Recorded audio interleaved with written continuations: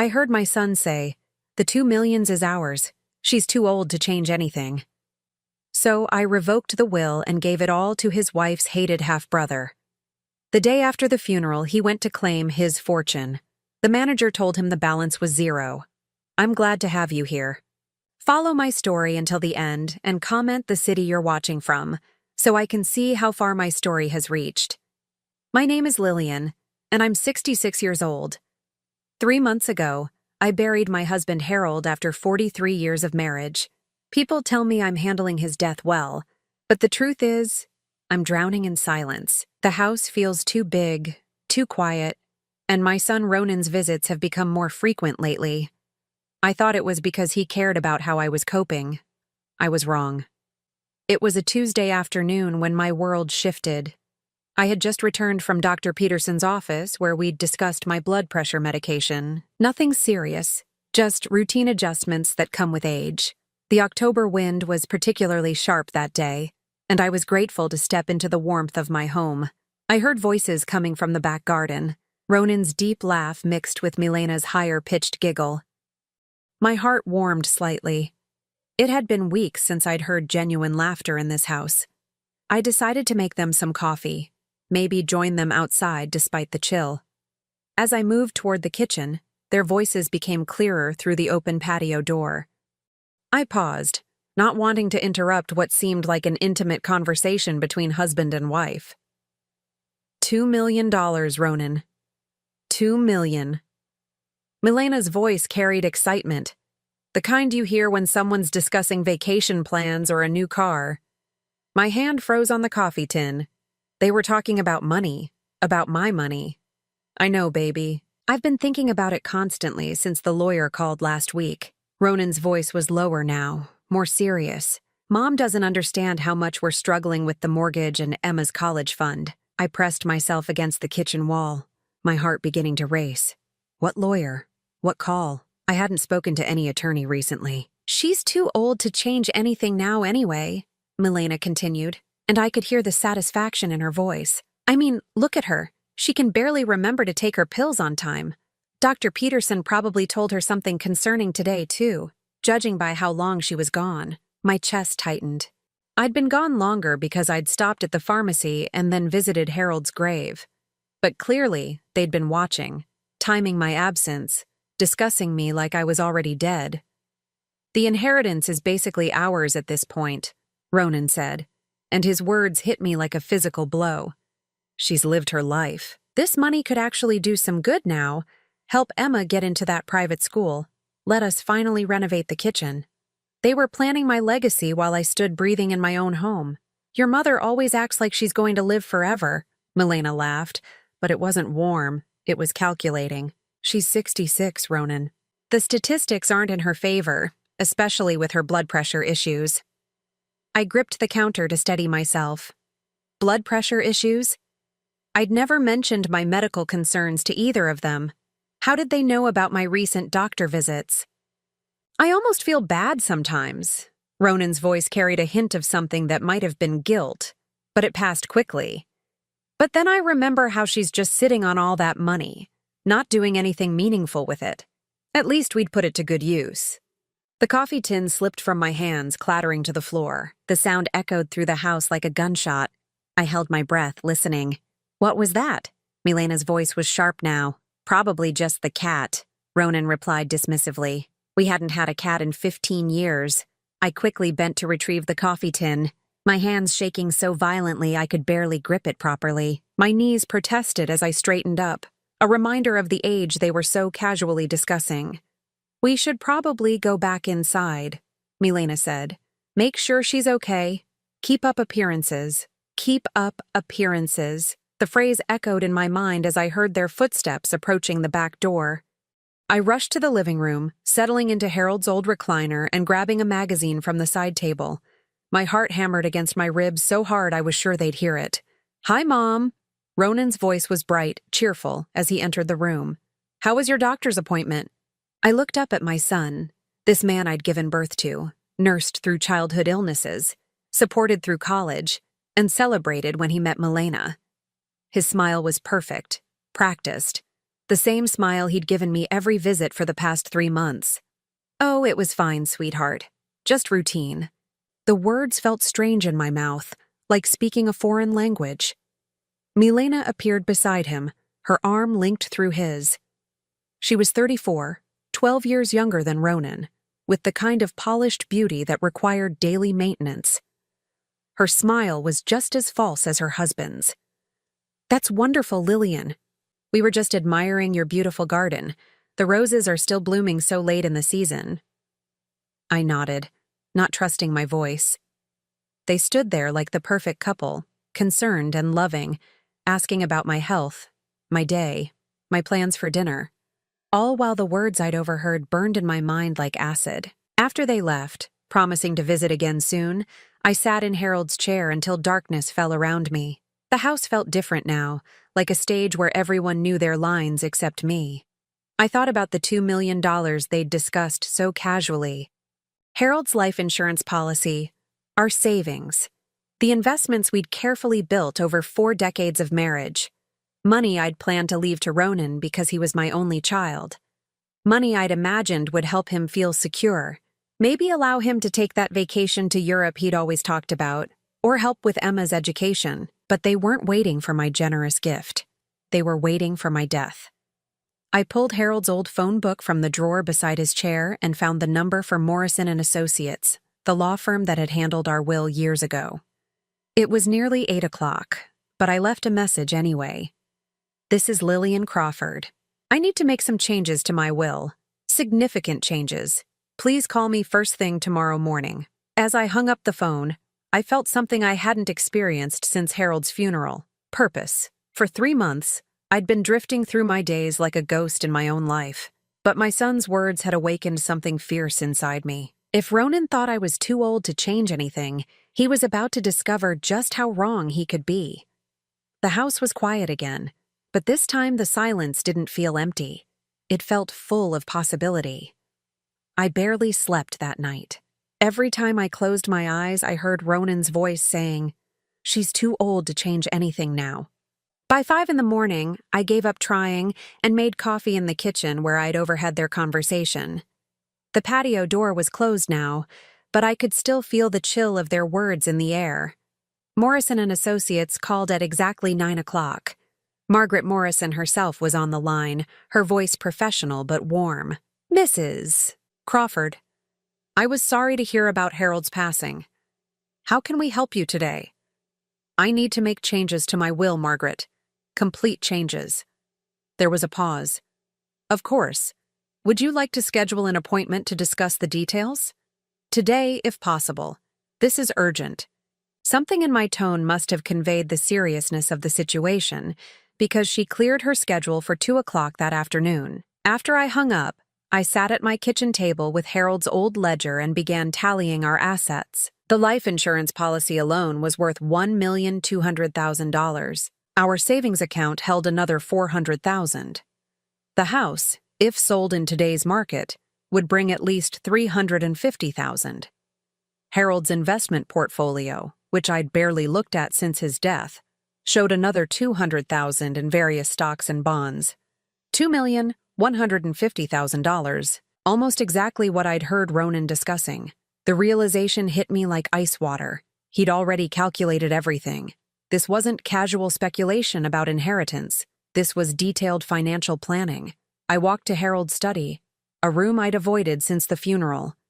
His desk was exactly as he'd left it, papers still scattered with his handwriting, his reading glasses folded beside his favorite pen. But now I noticed something I'd missed before. The desk drawer was slightly open, something Harold never would have allowed. Inside, I found our important documents folder. The papers were organized differently than Harold's usual meticulous system. Someone had been through these files, and recently. My medical records were missing. I called Dr. Peterson's office immediately. After being transferred twice, I finally spoke to his nurse, Sandra. "Mrs. Crawford, yes, we did receive a request for your records. Your son called last week saying you'd asked him to pick them up for insurance purposes." My hands trembled as I gripped the phone.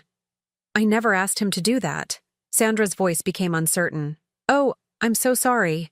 He seemed to know all the details about your recent visits, and with your husband's passing, we assumed. What exactly did you give him? Just the basic information about your blood pressure monitoring and the new medication dosages. Nothing too detailed, but... She trailed off, clearly realizing she'd made a mistake. I thanked Sandra and hung up, my mind racing. Ronan had my medical records. He'd been monitoring my health, probably looking for signs that my condition was worse than it appeared. They weren't just waiting for me to die naturally, they were actively tracking my decline. The doorbell rang, interrupting my dark thoughts. Through the peephole, I saw Emma, Ronan's 20-year-old daughter from his first marriage. My granddaughter stood on the porch holding a small potted plant, her face carrying that same uncertain expression she'd worn as a child whenever her parents were fighting. "Grandma Lillian, I brought you something for your windowsill." Emma was the one bright spot in my relationship with Ronan's family. Unlike Milena, who'd never warmed to me, Emma had always been genuinely affectionate. She'd spent summers here when she was younger, helping me in the garden and listening to my stories about her grandfather. "Come in, sweetheart. This is a lovely surprise." As Emma arranged the small succulent on my kitchen windowsill, I studied her face. She looked tired, stressed in a way that seemed too heavy for a college student. "How are your classes going?" I asked. "They're fine, I guess." Emma's voice was flat. "Dad's been asking me a lot of questions about them lately, about costs and stuff." My chest tightened. "What kind of questions?" Emma shrugged, but I could see the discomfort in her posture. "He keeps talking about this private school he wants me to transfer to. Says he'll have money soon to pay for it. But Grandma, I like where I am. I don't want to switch schools just because it's more expensive." The pieces clicked together with awful clarity. Ronan was already spending my inheritance money in his mind. Emma's education was part of their financial planning. "Has your father mentioned anything about my health lately?" I asked carefully. Emma's eyes widened slightly. He said you've been having some problems with your blood pressure. He told me I should visit more often because..." She stopped, her cheeks reddening. "Because what, honey?" "Because you might not have much time left." The words came out in a rush, and Emma immediately looked stricken. "But that's not why I'm visiting. I come because I love you, Grandma. You seem fine to me." I reached across the table and squeezed her hand. "I know you do, sweetheart. And for what it's worth, I feel fine too." After Emma left, promising to visit again soon, I called Ronan's number. He answered on the second ring, his voice carrying that same artificially cheerful tone I'd heard yesterday. "Mom, how are you feeling today?" "I'm fine, Ronan. I was wondering if you could come by this evening. There are some things I'd like to discuss with you." "Of course. Milena and I were just talking about how we should spend more time together. This is perfect timing." I almost laughed at his enthusiasm. If only he knew what I wanted to discuss. They arrived at 7 o'clock sharp, Milena carrying a bouquet of flowers that probably cost more than my weekly grocery budget. She kissed my cheek with practiced warmth while Ronan embraced me, holding on just a moment longer than usual. "You look wonderful, Mom," he said, studying my face intently. "Color in your cheeks, bright eyes. The new medication must be working well." I nodded, watching his expression carefully. "Dr. Peterson is very pleased with my progress. In fact, he said I'm in excellent shape for someone my age. He expects I'll live many more years." Something flickered across Ronan's face. Disappointment, maybe, or frustration. It was gone so quickly I might have imagined it, but I knew I hadn't. "That's fantastic news," Milena said, but her smile seemed forced. "We're so relieved." We sat in the living room, making small talk about Emma's classes and the weather, but I was studying them now with new eyes, watching for the signs I'd missed before, the way Ronan's gaze lingered on Harold's expensive watch collection displayed in the cabinet, how Milena's fingers traced the arm of the antique sofa we'd bought on our anniversary trip to Charleston. They weren't just visiting their aging mother-in-law, they were cataloging their future possessions. "I've been thinking about the future quite a bit lately," I said during a lull in conversation. "About what Harold would have wanted, about making sure everything is handled properly." Ronan leaned forward, his attention suddenly focused. That's smart thinking, Mom. Have you given any thought to updating your will? With Dad gone, things might need to be adjusted. There it was. He couldn't help himself. Actually, I have an appointment with the lawyers tomorrow, just to review everything, make sure it's all in order. That's very responsible, Milena said, but I caught the quick glance she exchanged with Ronan. If you need any help understanding the legal language, Ronan could come with you. I smiled sweetly. That's thoughtful, but I think I can manage. After all, I'm not too old to understand my own financial affairs. The words hung in the air. Ronan's face went slightly pale, and I wondered if he remembered saying those exact words yesterday. After they left, I sat in Harold's chair again, but this time I wasn't drowning in grief. I was planning. Tomorrow's appointment with Margaret Morrison would be just the beginning. If my son thought he could manipulate me, monitor my health, and plan my death like a business transaction, he had severely underestimated the woman who had raised him. Harold always said I was stronger than I looked. Tomorrow, Ronan would discover exactly how strong I could be. Margaret Morrison's office hadn't changed in 15 years. The same mahogany desk, the same wall of law books, even the same coffee-stained coaster where Harold used to set his cup during our meetings. But today, I wasn't the grieving widow who'd sat here 3 months ago. Today, I was a woman with a mission. Lillian, I have to ask, Margaret said after I'd explained what I wanted to do. Are you certain about this? Completely disinheriting Ronan is a significant decision. Have you considered a reduced inheritance instead? I thought about my son's voice discussing my death like a business opportunity. I'm absolutely certain. Very well. Do you have a specific beneficiary in mind? That was the question I'd been wrestling with all morning. I couldn't just give $2 million to charity. That felt too impersonal, too easy. I wanted my decision to mean something, to teach Ronan a lesson he'd never forget. I need some time to consider my options. Can you draft the basic framework while I decide? Margaret nodded, making notes. Of course, but Lillian, whoever you choose should be someone you trust completely. This is a life-changing amount of money. After leaving the law office, I drove aimlessly through town, my mind spinning. I needed to find the perfect recipient, someone whose inheritance would devastate Ronan not just financially, but emotionally. I was stopped at a red light when I noticed the man crossing the street in front of my car. He was tall, maybe 40 years old, wearing scrubs and a tired expression that reminded me of Harold after his long shifts at the hospital. Something about him looked familiar. Then it hit me. The jawline, the way he carried himself. He looked remarkably like Milena. I followed him on impulse, staying far enough back to avoid suspicion. He entered Mercy General Hospital through the employee entrance. When I approached the information desk, the volunteer was happy to help. "Oh, you must mean Derek Vasquez," she said when I described the man I'd seen. "He's one of our best nurses in the cardiac unit." "Are you family?" Derek Vasquez. The surname was different, but the resemblance was unmistakable. "I'm not sure," I said carefully. "Does he have family in the area?" "I believe he has a sister, but they're not close. Such a shame. Derek's one of the kindest people you'll ever meet. He stayed extra hours last week to sit with an elderly patient who had no visitors." My heart began racing. A sister they weren't close to. Could this be Milena's family connection she'd never mentioned? That evening, I did something I hadn't done in decades. I called Milena's mother, Rosa, whose number I'd kept from our Christmas card exchanges over the years. "Lillian, what a surprise." Rosa's voice was warm but puzzled. "How are you holding up, dear?" After the usual pleasantries about Harold's death, I steered the conversation toward family. "I've been thinking about how important family connections are. Milena is so lucky to have siblings to lean on." Rosa's pause was telling. "Well, she has Derek, but—" She trailed off. "Derek? My son from my first marriage. He and Milena have never gotten along, I'm afraid. Derek has always been too. Principled for Milena's taste." I pressed gently. "Oh?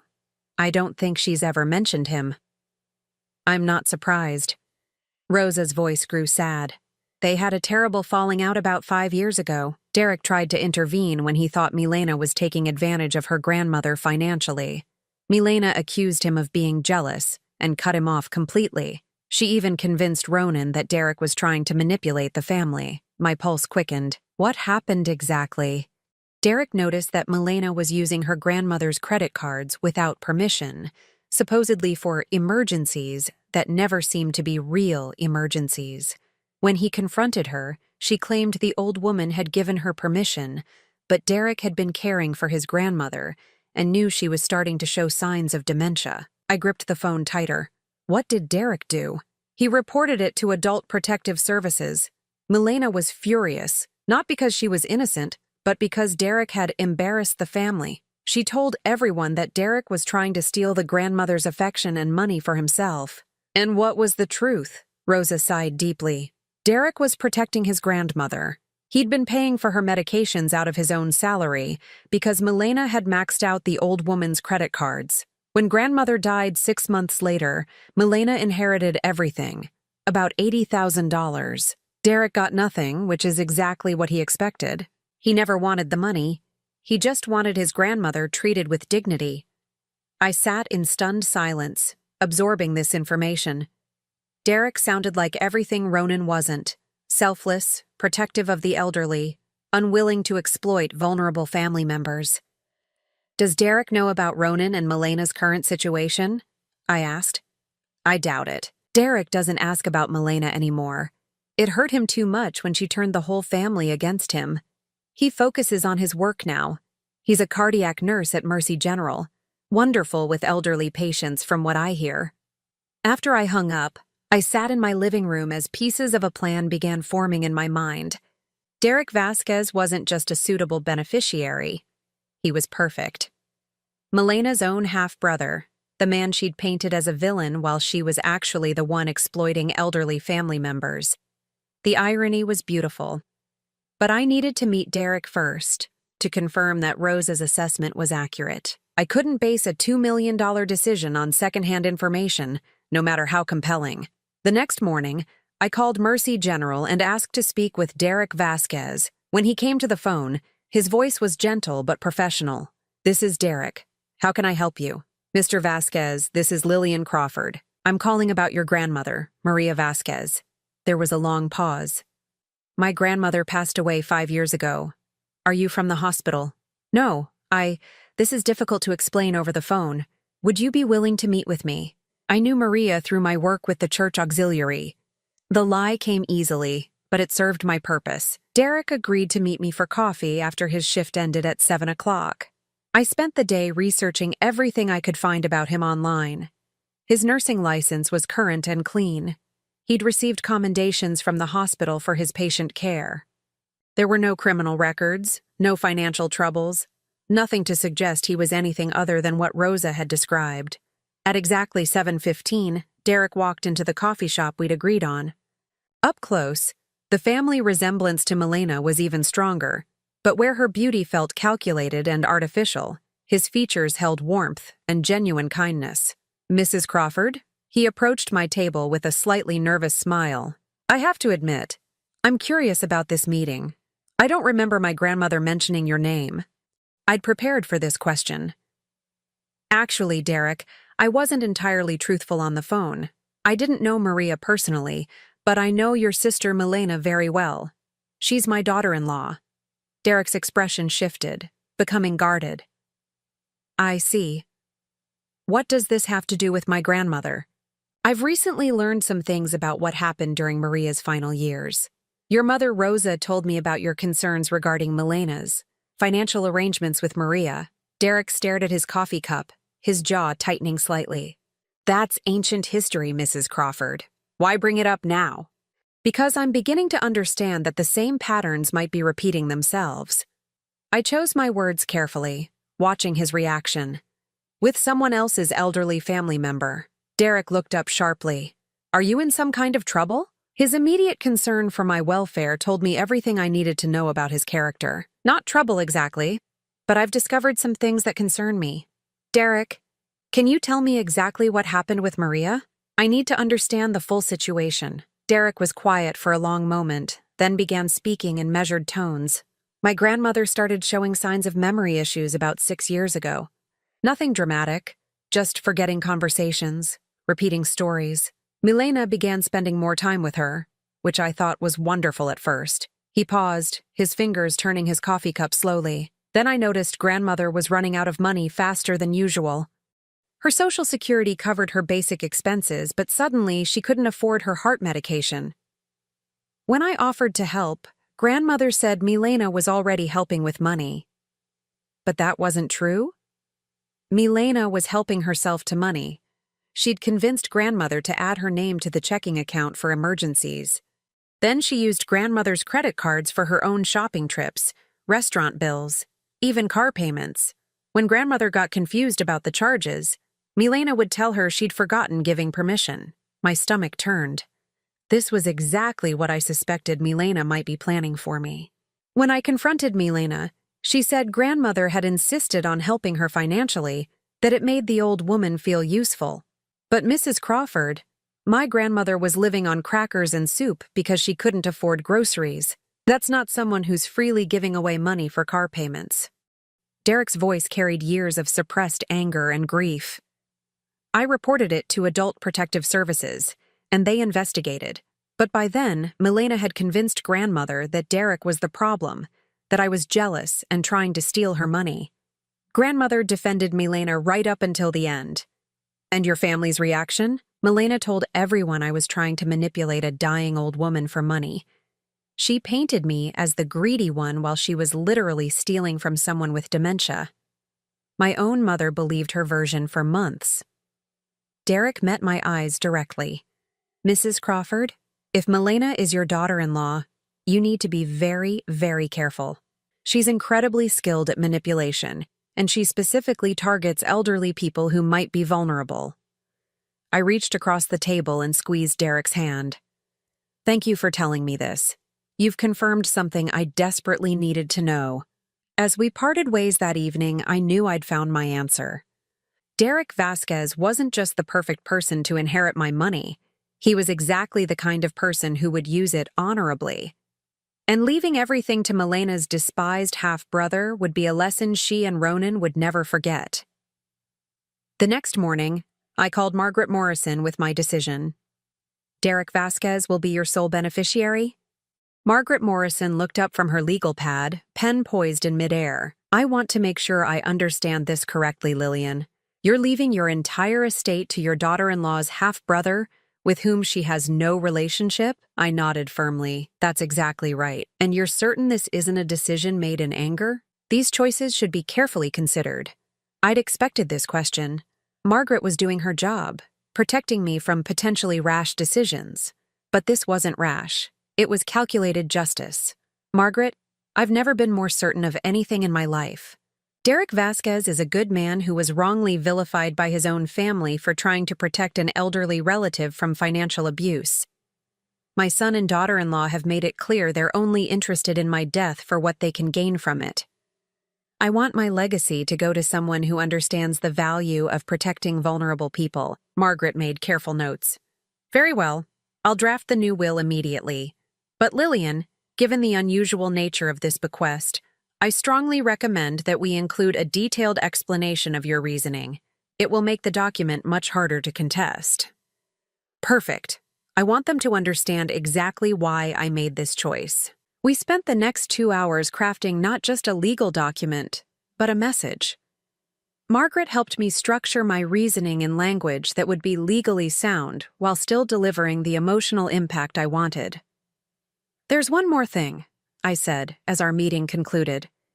I want to ensure that Ronan doesn't discover these changes until after my death. Is there a way to guarantee that? Margaret considered this. We'll file the new will with the court under seal, and I'll be the only attorney with access until probate begins. But Lillian, your son could potentially try to have you declared incompetent if he suspects you've made changes. Do you have any concerns about that? The thought had occurred to me. Ronan's recent interest in my medical records suggested he might be building a case for cognitive decline. Actually, yes. I'd like to take steps to document my mental competency. Margaret arranged for me to undergo a comprehensive psychological evaluation with Dr. Sarah Chen, a specialist in elder care assessments. 3 days later, I sat in Dr.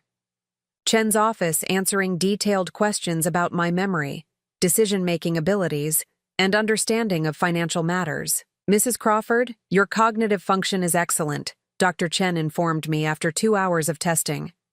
"Your memory is sharp, your reasoning skills are well above average for your age group, and you demonstrate clear understanding of complex financial decisions.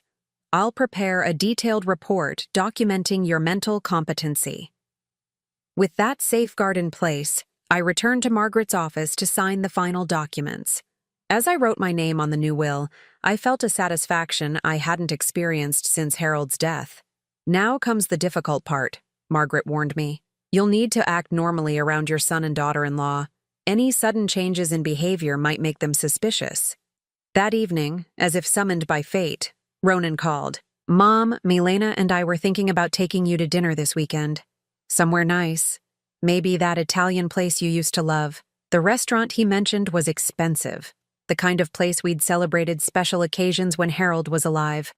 I wondered if this sudden generosity was motivated by guilt, or if they were simply trying to keep me happy while they waited for my death.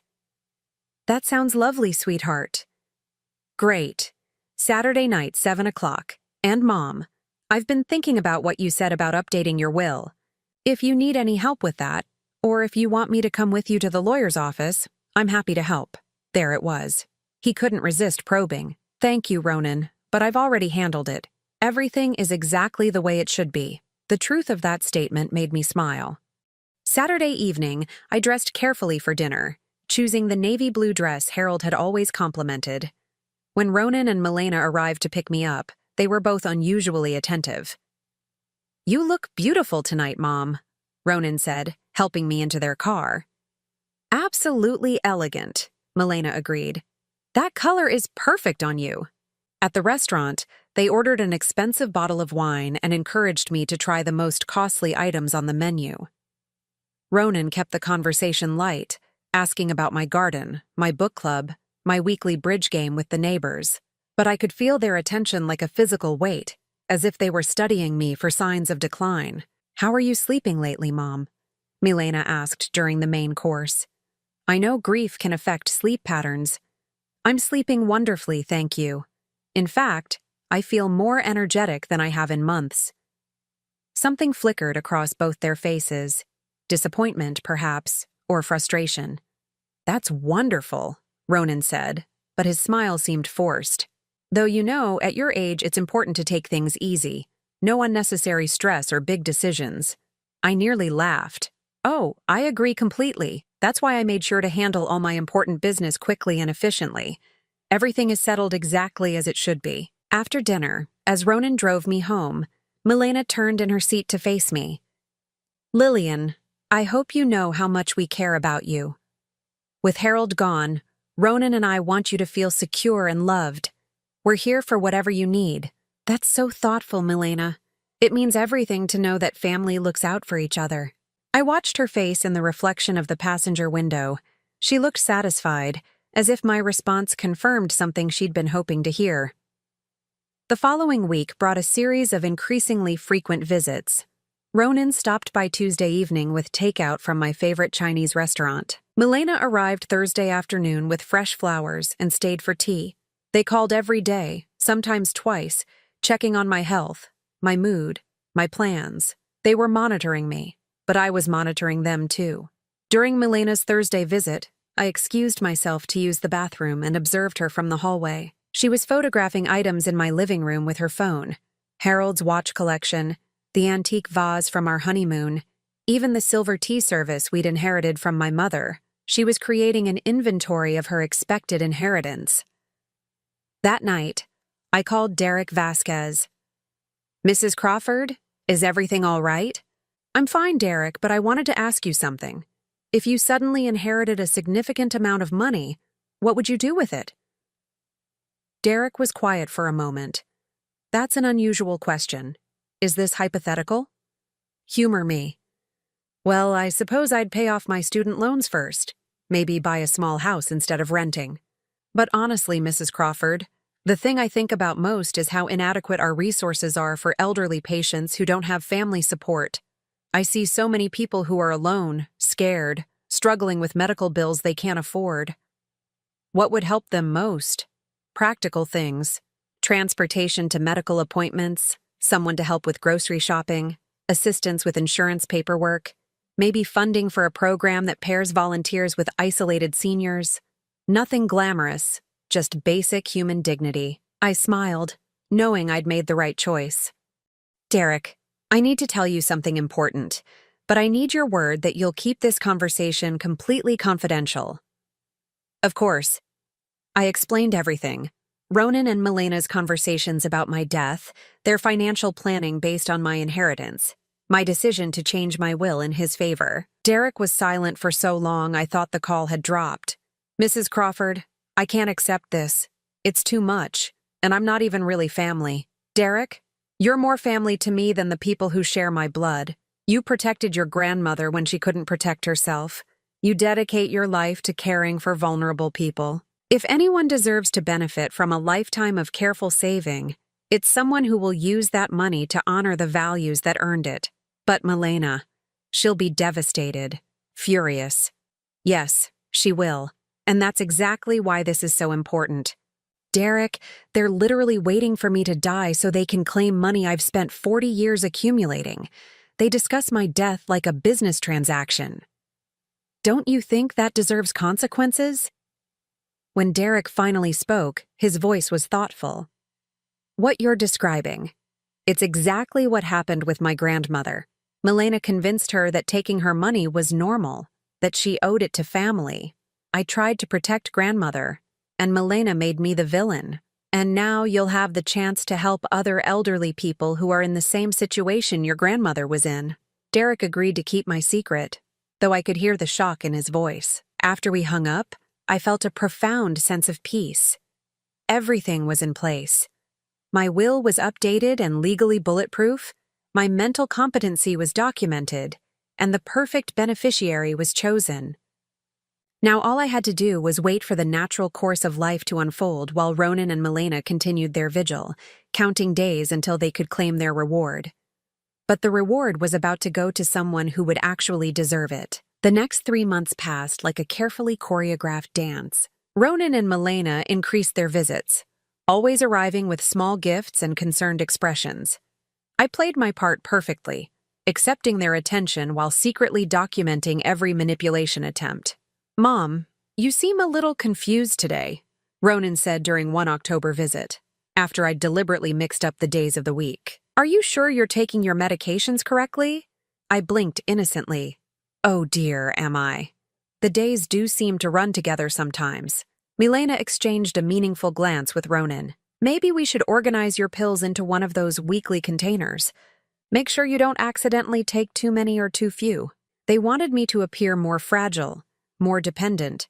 It would make their eventual inheritance claim seem more justified, and it would provide evidence of declining competency if anyone questioned their right to my money. I agreed to the pill organizer, though I continued taking my medications exactly as prescribed. Doctor. Peterson had been thrilled with my recent checkups. My blood pressure was well controlled, my heart was strong, and my cognitive function remained excellent.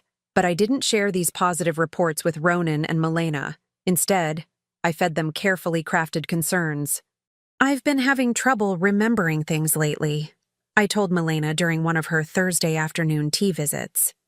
Yesterday, I couldn't recall Harold's middle name for several minutes. It frightened me. Milena's eyes lit up with poorly concealed excitement. Oh, Lillian, that must be so scary. Have you talked to Dr. Peterson about it? I'm thinking about it, but I worry about what he might say. What if it's something serious? You shouldn't wait, Milena urged. Early intervention is so important with these kinds of issues. These kinds of issues.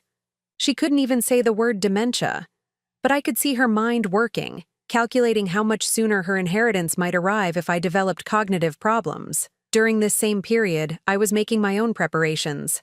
I updated my address book, organizing contact information for people who should be notified after my death. I wrote letters to old friends, sharing memories and expressing gratitude for their friendship over the years.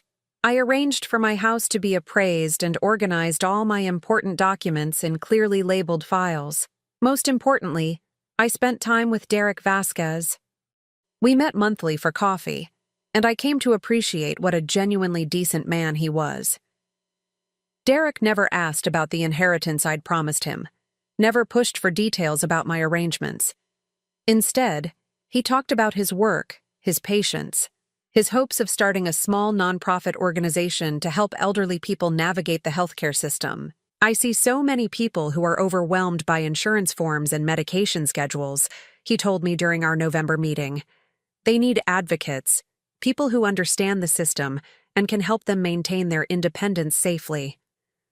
That sounds like important work, I said.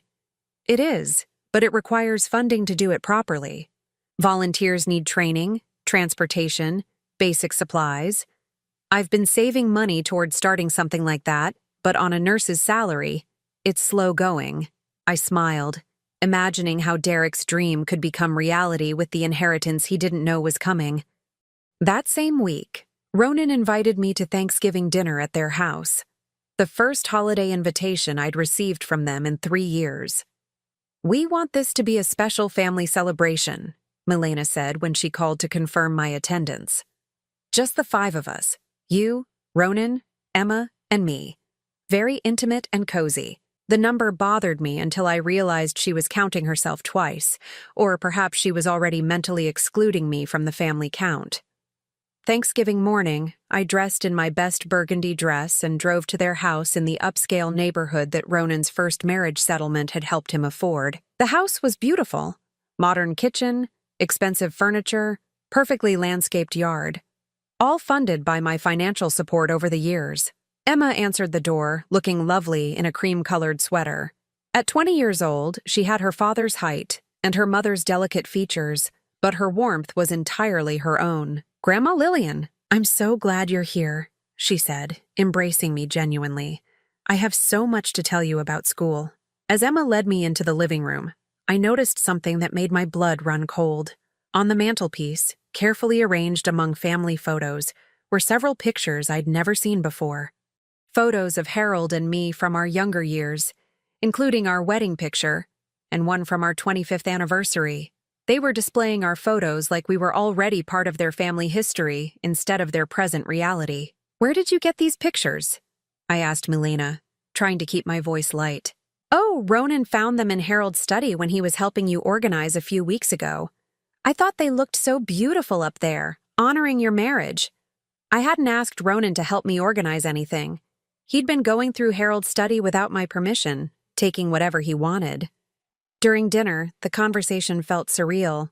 They asked about my health, my social activities, my plans for the winter months. But underneath their concern, I sensed something else. Impatience. They were tired of waiting for nature to take its course. "Mom, I've been thinking," Ronan said as Milena served dessert.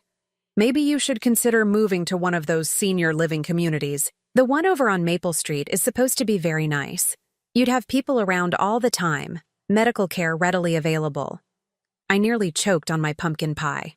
"Ronan, I'm only 66 years old, and I'm perfectly capable of living independently." "Of course you are," Milena said quickly. "But think about the peace of mind. If something happened, help would be right there." "And you wouldn't have to worry about maintaining that big house," Ronan added. "The property taxes alone must be a burden." There it was. They wanted me out of the house so they could sell it sooner, turn the asset into liquid cash they could access immediately upon my death. "I love my house," I said firmly. "Harold and I made that our home for 38 years. I'm not ready to leave it." Emma looked uncomfortable with the direction of the conversation. "Grandma, you seem really happy and healthy to me. Why would you need to move?" Ronan shot his daughter a sharp look. "Emma, sometimes adults have to make practical decisions about the future." "But Grandma doesn't seem like she needs to make those kinds of decisions yet," Emma persisted. "You're always telling me not to rush into big life changes." I squeezed Emma's hand under the table, grateful for her unwitting support. After dinner, as I prepared to leave, Ronan walked me to my car. For a moment, he seemed to struggle with something, his face showing an emotion I couldn't quite identify. "Mom, I want you to know that I do love you. I know I haven't always been the best son, especially since Dad died. I should have been more supportive during your grief." For a split second, my heart softened. This was the opening I'd been hoping for, the chance for genuine connection with my son. "I love you too, Ronan. And I forgive you for not being perfect. None of us are." He nodded, seeming relieved. Then he continued. "That's why I want to make sure you're taken care of properly, that your assets are protected and managed well. I've been doing some research about estate planning, and there are some strategies that could be really beneficial." My moment of hope crumbled. Even his declaration of love was a setup for financial manipulation. "What kind of strategies?" I asked, though I already knew where this was heading. "Well, if you transferred ownership of certain assets to me now, while you're still alive, we could avoid probate complications later. It would make everything much simpler for everyone involved." He wanted me to sign over my property before I died, eliminating any chance that I might change my mind about my inheritance plans. "That's thoughtful, sweetheart, but my lawyer has assured me that my estate planning is exactly where it needs to be." Ronan's expression shifted slightly, frustration flickering across his features. "Mom, sometimes these lawyers don't explain all the options. Maybe I could come with you to your next appointment, just to make sure you're getting the best advice." "That won't be necessary. I trust Margaret Morrison completely." As I drove home that night, I felt the weight of finality settling over me. I'd given Ronan one last chance to connect with me as his mother rather than his financial opportunity, and he'd failed spectacularly. The next morning, I called Margaret Morrison. "I want to add one more provision to my will," I told her. "I want to include a recording." "A recording?" "I want to record a message explaining my decisions, to be played when the will is read. Something personal that makes my intentions absolutely clear." Margaret arranged for me to record my message at her office that afternoon. Sitting in front of a small digital recorder, I spoke the words I'd been rehearsing for months. "My name is Lillian Crawford, and I am recording this message on November 26th, 2023, in the presence of my attorney, Margaret Morrison. I am 66 years old, and I am of sound mind and body. To my son Ronan, if you are hearing this message, it means I have died, and you are learning that you will not inherit my estate. I want you to understand why I made this decision. On October 15th, I overheard you and Milena discussing my death as if it were a business opportunity. You calculated my worth at $2 million and expressed impatience about my continued good health. You said I was too old to change anything, suggesting that you believed my mental faculties were declining. You were wrong about my mental state, but you were right about one thing. I was old enough to change everything. I have left my entire estate to Derek Vasquez, Milena's half-brother, because he represents everything you failed to be. Where you saw me as a burden waiting to die, Derek dedicates his life to protecting and caring for elderly people.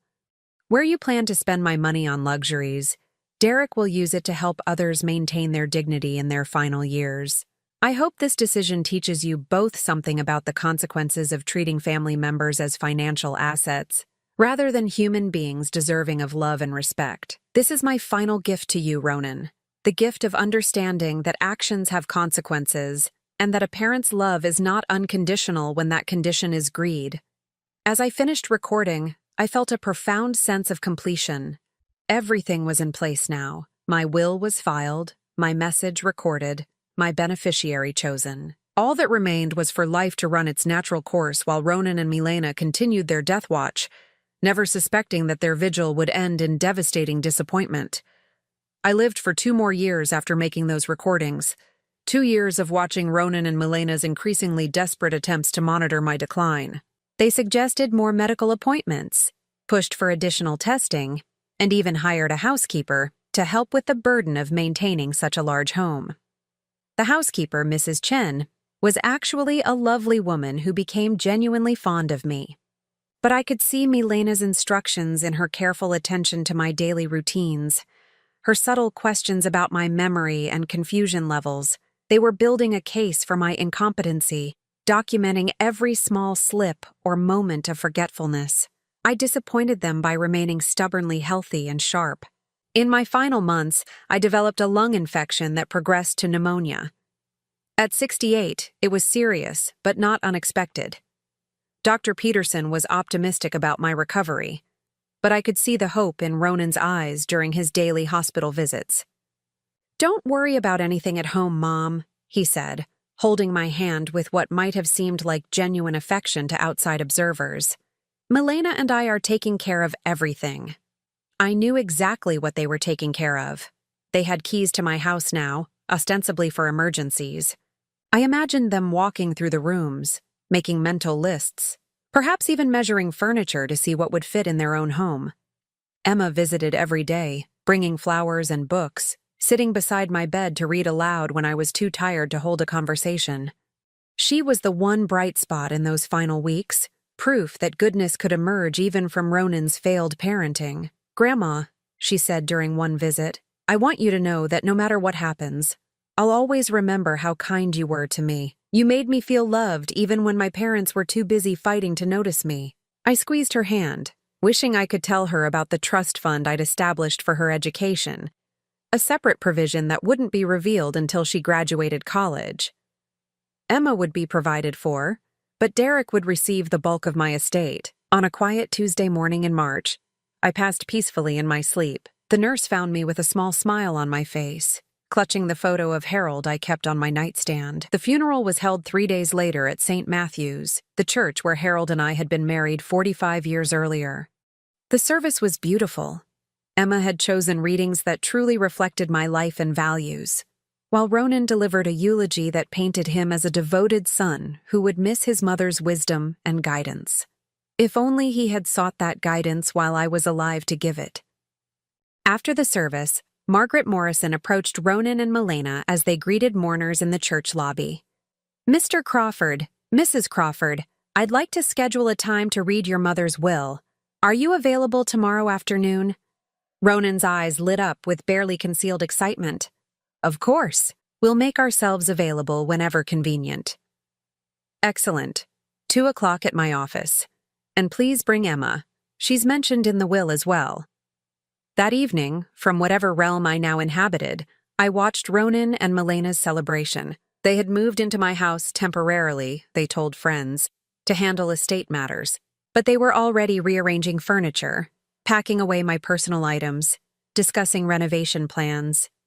$2 million, Milena said, pouring expensive wine into my good crystal glasses. "We can finally pay off the mortgage, remodel this entire place, and still have enough left for Emma's education and our retirement. Mom would be happy knowing her money was helping family," Ronan replied, though he'd never once asked about my wishes while I was alive to express them. They went to bed that night in my bedroom, lying on sheets I'd washed and ironed, surrounded by furniture Harold and I had chosen together. Milena fell asleep planning her new kitchen. Ronan dreamed of golf vacations and early retirement. At exactly 2 o'clock the next afternoon, they arrived at Morrison & Associates, dressed in appropriately somber clothing, but unable to hide their anticipation. Emma accompanied them reluctantly, still red-eyed from genuine grief. Margaret Morrison's conference room was set up with a small audio system alongside the traditional paperwork. 4 chairs were arranged around the polished table, with a 5th chair conspicuously empty. "Before we begin," Margaret said, "I should mention that we're expecting one more person. Derek Vasquez should be arriving momentarily." Ronan frowned. "Derek Vasquez? I don't know anyone by that name." Milena went very still. "Why would Derek be here?" "He's mentioned in the will," Margaret replied simply. At that moment, Derek entered the conference room, wearing a dark suit and carrying a small bouquet of white roses, the same flowers I'd grown in my garden every year. He looked nervous but dignified, nodding politely to everyone present. "Hello, Milena," he said quietly. Milena's face went white. What is he doing here? She demanded, turning to Ronan. This is family business. He has no right to be here. Actually, he has every right, Margaret interrupted. Please, everyone take a seat. We have quite a bit to cover. Margaret began reading my will aloud, starting with the standard legal language, then moving to the specific bequests. Emma was to receive $50,000 in a trust fund for her education, available when she graduated college. The remainder of my estate, Margaret read, including all bank accounts, investment portfolios, real estate, personal property, and life insurance benefits, totaling approximately $2,150,000, I leave entirely to Derek Vasquez. The silence in the room was deafening. Ronan's mouth fell open. Milena let out a sound like a wounded animal. Emma looked confused, glancing between her father and the stranger who had just inherited her grandmother's fortune. There must be a mistake, Ronan said, his voice shaking. My mother wouldn't. She couldn't have. There's no mistake, Margaret replied. But there is more. Mrs. Crawford left a recorded message explaining her decision. Would you like me to play it? Ronan nodded numbly, still in shock. My voice filled the room, clear and strong, explaining exactly why I had made my choice. As the recording played, I watched their faces change. Ronan's shock turning to horror as he recognized his own words quoted back to him, Milena's fury building as she realized the magnitude of her loss. When the recording ended, the silence was broken by Milena's scream of rage. This is insane. She was senile, manipulated. Derek somehow convinced her to change her will. We'll contest this. We'll prove she wasn't competent. Margaret calmly produced my psychological evaluation from Dr. Chen, the documentation of my excellent mental state right up until my death. Mrs. Crawford anticipated this reaction, she said. She wanted to be absolutely certain her wishes were carried out. Ronan finally found his voice. But I'm her son, her only child. How could she do this? Derek spoke for the first time since the reading began. She did it because you treated her like a bank account instead of a human being. I heard about your conversations, Ronan, about how you monitored her health, hoped for her death, planned her funeral before she was even sick. You poisoned her against us, Milena accused, her voice shrill with desperation. You manipulated a grieving old woman. I met your stepmother exactly 4 times before she died, Derek replied calmly. She sought me out, not the other way around. And she made this decision because she knew I would use her gift to help people instead of buying golf memberships and kitchen renovations. Emma, who had been silent throughout the revelation, suddenly spoke up. Dad, is it true? Did you really say those things about Grandma? Ronan couldn't meet his daughter's eyes. Emma, you don't understand. We were struggling financially, and you thought it was okay to wish for her death? Emma's voice was sharp with disgust. Grandma was always kind to me. She never treated me like a burden or an obligation. I can't believe you talked about her that way. Emma stood up abruptly. I don't want any part of this, and I don't want money that you thought you were getting from hoping Grandma would die. She walked out of the conference room, leaving Ronan calling after her helplessly. In the weeks that followed, Ronan and Milena did attempt to contest the will, hiring an expensive attorney they couldn't afford. But my planning had been too thorough, my documentation too complete. The will stood exactly as I had written it. They were forced to move out of my house, which Derek decided to sell rather than keep. The proceeds went towards starting the non-profit organization he had described to me, the Dignity Project, dedicated to helping elderly people navigate healthcare systems and avoid financial exploitation. Milena's relationship with Derek never recovered, though Rosa, their mother, was quietly pleased that her son had finally received recognition for his good character. The family dynamics Milena had manipulated for years shifted permanently. Ronan's marriage didn't survive the financial devastation or the revelation of his character. Faced with debt and no inheritance to bail them out, Milena filed for divorce within 6 months, taking half of what little they had left. Emma changed her major to social work and eventually joined Derek's organization as a volunteer coordinator. She never spoke to her father about the inheritance, but she sent Derek a letter thanking him for honoring my memory through his work. Derek established the Lillian Crawford Fund within his nonprofit, specifically focused on preventing financial abuse of elderly family members.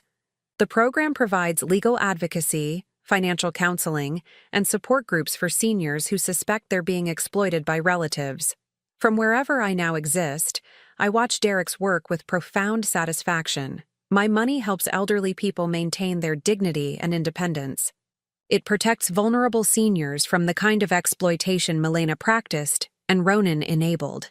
Most importantly, it serves as a permanent reminder that love cannot be inherited, only earned, and that sometimes the most powerful act of love is ensuring that justice is served, even when we're no longer there to see it. Ronan learned too late that his mother was never too old to change everything.